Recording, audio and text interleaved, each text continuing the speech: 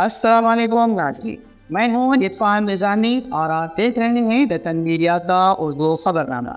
آئیے ڈالتے ہیں نظر آج کی اہم خبروں پر۔ ممتا بنرجی نیتی آیوگ کے اجلاس کو ادھورا چھوڑ کر باہر نکل گئی۔ کپوارہ میں تیراندازی کی کوشش ناکام، ایک تیرانداز ہلاک، 2 جوان زخمی۔ نوی ممبئی میں 3 منزلہ عمارت منہدم، متعدد افراد کے پھنسے ہونے کا خدشہ۔ پیرس اولمپکس کا رنگارنگ تقریب سے آغاز ہو گیا۔ فلسطینی دستے کی آمد پر فلسطین کی آزادی کے حق میں نعرے لگائے گئے۔ نریندر مودی کی صدارت میں نیتی آیوگ کی میٹنگ، نتیش کمار کا شرکت سے گریز۔ کملا ہیرس نے امریکی صدارت میں امیدوار کے لیے کاغذات نامزدگی جمع کرا دیے۔ نتنیاہو کو دھکا، برطانیہ عالمی عدالت میں اسرائیلی وزیر اعظم کی وارنٹ کا درخواست کو چیلنج کرنے سے دستبردار۔ دلی کو 4 ماہ بعد بھی دلت میئر نہیں ملا، بی جے پی اور ایل جی ذمہ دار، لیڈر کا الزام۔ تلنگانہ میں اقلیتی بجٹ، تعلیمی کارنامہ، ریاست میں اقلیت دوست حکومت کا ثبوت، اقلیتی اداروں کے صدور نشین کی پریس کانفرنس۔ اب خبریں تفصیل سے۔ چیف منسٹر مغربی بنگال ممتا بنرجی نیتی آیوگ کے اجلاس کو ادھورا چھوڑ کر احتجاجاً باہر نکل گئی۔ ان کا کہنا ہے کہ انہیں بولنے سے روکا گیا ہے۔ خیال رہے کہ بجٹ میں ریاستوں کے ساتھ امتیازی سلوک کا الزام عائد کرتے ہوئے اس اجلاس کا انڈیا بلاک کے تمام وزرائے اعلیٰ نے پہلے ہی بائیکاٹ کر دیا تھا۔ تاہم مغربی بنگال کی چیف منسٹر ممتا بنرجی اس میں شرکت کے لیے دلی پہنچی تھیں۔ نیتی آیوگ کے اجلاس سے باہر آنے کے بعد ممتا بنرجی نے کہا کہ انہیں صرف 5 منٹ بولنے کے بعد خاموش کر دیا گیا۔ اس سے ناراض ہو کر وہ درمیان میں اجلاس چھوڑ کر باہر آ گئی۔ ممتا بنرجی نے مزید کہا کہ وہ دوبارہ اس اجلاس میں کبھی شرکت نہیں کرے گی۔ ممتا بنرجی نے اجلاس سے باہر آنے کے بعد صحافیوں سے کہا کہ میں میٹنگ کا بائیکاٹ کر کے باہر آئی ہوں۔ چندر بابو نائیڈو کو بولنے کے لیے 30 منٹ دیے گئے۔ آسام، گوا، چھتیس گڑھ کے وزرائے اعلیٰ 10 تا 12 منٹ تک بولے، لیکن مجھے صرف 5 منٹ بولنے کے بعد ہی روک دیا گیا۔ یہ غیر منصفانہ ہے۔ انہوں نے سوال کیا کہ ریاستوں کے ساتھ تعصب کیوں بڑھتا جا رہا ہے؟ نیتی آیوگ کے پاس کوئی اقتصادی طاقت نہیں ہے تو یہ کام کس طرح کرے گا؟ یا تو اسے مضبوط بنایا جائے یا پھر پلاننگ کمیشن کو پھر سے بحال کیا جائے۔ جموں کشمیر کے کپوارہ میں ایک بار پھر اکثریت پسندوں اور فوج کے جوانوں کے درمیان تصادم ہوا ہے۔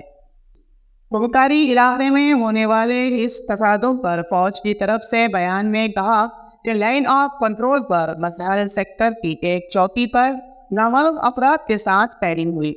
ایک پاکستانی مارا گیا جبکہ ہمارے 2 فوجی زخمی ہوئے ہیں اور انہیں نکال لیا گیا ہے۔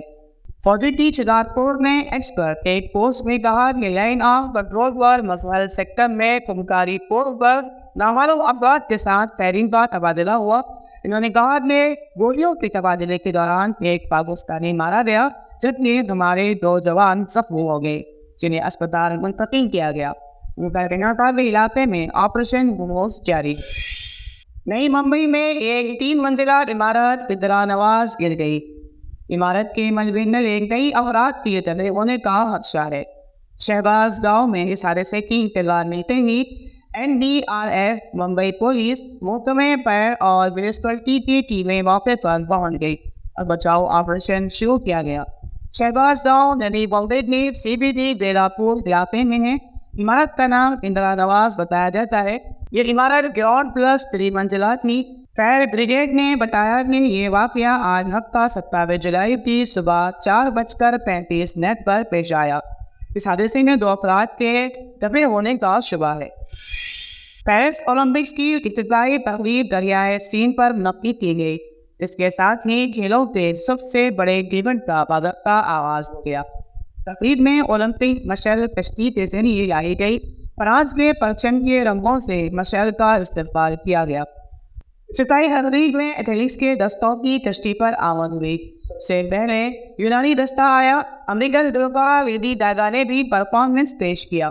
خوبصورت مناظر کے ساتھ دل کو چھو لینے والی میوزک کی جھنکار کے ساتھ مشہور زمانے فلم ٹائٹینک کا ٹائٹل سانگ گانے والی سیلائن ڈیون نے بھی آواز کا جادو جگایا۔ 3000 کے لگ بھگ فنکاروں نے پرفارم کیا۔ تاریخ میں سب سے زیادہ ہائی رسک قرار دیے جانے والے گیمز کی سیکیورٹی کے لیے غیر معمولی انتظامات کیے گئے ہیں۔ اولمپکس میں شرکت کے لیے فلسطینی دستہ پیرس پہنچا تو ایئرپورٹ پر سپورٹرز نے ان کا شاندار استقبال کیا۔ فلسطین کی آزادی کے حق میں نعرے بھی لگائے گئے۔ بہار کے چیف منسٹر نتیش کمار نے نئی دہلی میں وزیر اعظم نریندر مودی کی صدارت میں نیتی آیوگ کی اہم میٹنگ میں شرکت نہیں کی۔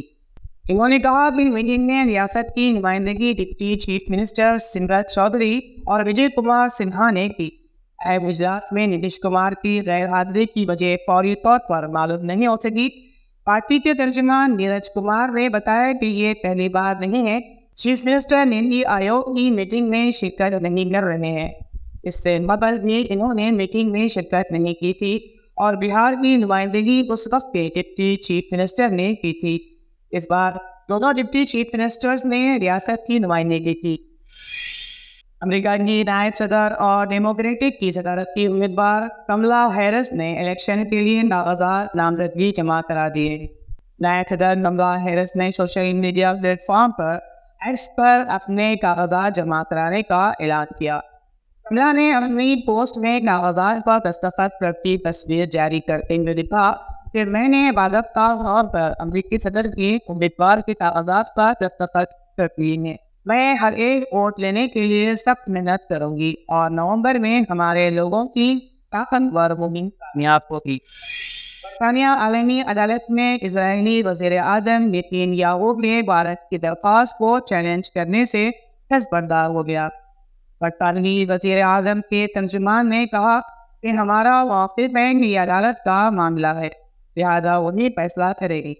عالمی اور ملک کی سطح پر قانون کی حکمرانی اور اختیارات کی منتقلی پر یقین رکھتے ہیں۔ چیف پراسیکیوٹر ICC نے اسرائیلی وزیر اعظم اور وزیر دفاع کی جنگی جرائم پر وارنٹ کی درخواست دی ہے۔ چیف پراسیکیوٹر نے حماس کے 3 رہنماؤں کے لیے بھی ایسا ہی وارنٹ کی درخواست کی ہے۔ غیر ملکی میڈیا کے مطابق برطانیہ کا موقف تھا کہ اصول و معاہدے کے تحت فلسطین اسرائیلیوں پر مجرمانہ دائرہ اختیار استعمال کر سکتا ہے۔ دہلی میونسپل کارپوریشن کو ابھی تک درجہ فہرست 7 سے میئر نہیں مل سکا ہے۔ اس کو لے کر عام آدمی پارٹی اور BJP کے درمیان ایک بار پھر مسلسل الزامات اور جوابی الزامات کا دور شروع ہو گیا ہے۔ حال ہی میں BJP نے اس معاملے میں LG کی مداخلت کی درخواست کی تھی اور نیا میئر حاصل کرنے میں مدد مانگی تھی۔ اس کا کہنا تھا کہ یہ صورتحال CM کیجریوال کے استعفیٰ نہ دینے اور جیل سے حکومت چلانے کی وجہ سے پیدا ہوئی ہے۔ وہیں آپ نے اس کے لیے BJP کو مورد الزام ٹھہرایا اور لیفٹیننٹ گورنر سے جلد از جلد میئر کا انتخاب کرانے کا مطالبہ کیا۔ عام آدمی پارٹی کے لیڈر کلدیپ کمار نے BJP اور LG سے کہا کہ وہ دلت برادری کے بیٹے سے دلی کے میئر بننے کا حق نہ چھینیں۔ اگر وہ میئر کے انتخاب کا عمل مکمل نہ کر کے ایک دلت کو دلی کا میئر بننے سے روکتے ہیں تو دلت برادری BJP کو سبق سکھانے کا کام کرے گی۔ اقلیتی اداروں میں صدور نشین نے اقلیتی بجٹ 3003 کروڑ روپے مختص کرنے کا خیر مقدم کیا اور کہا کہ چیف منسٹر ریونت ریڈی نے ریاست میں اقلیت دوست حکومت کا ثبوت دیا ہے، جس سے اقلیتیوں میں خوشی کی لہر دوڑ گئی ہے۔ وقف بورڈ میں صدر نشین وقف بورڈ سید عظمت اللہ حسینی، صدر نشین حج کمیٹی مولانا سید غلام افضل بیابانی، صدر نشین اردو اکیڈمی طاہر بن حمدان، صدر نشین اقلیتی مالیاتی کارپوریشن عبداللہ گوتوال، صدر ٹینریز فہیم قریشی نے پریس کانفرنس سے خطاب کیا۔ اس صدور نشین نے کہا کہ کانگریس مائنارٹی ڈکلیریشن میں 4000 کروڑ روپے اقلیتی بجٹ کا وعدہ کیا گیا تھا۔ کانگریس اہم ہی پابند ہے۔ اقلیتوں سے جتنے وعدے کیے گئے ان کو پورا کیا جائے گا۔ کانگریس حکومت کے پہلے مکمل بجٹ میں اس کی جھلک دیکھنے کو مل گئی ہے۔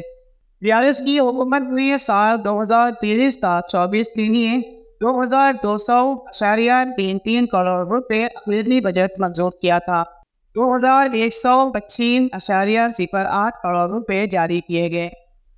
1755.29 کروڑ روپے خرچ کیے گئے.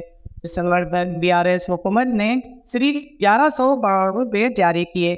کانگریس حکومت کی تشکیل 7 دسمبر 2023 سے 31 مارچ 2024 تک ریونت ریڈی نے 4 ماہ میں 600 کروڑ روپے خرچ کیے.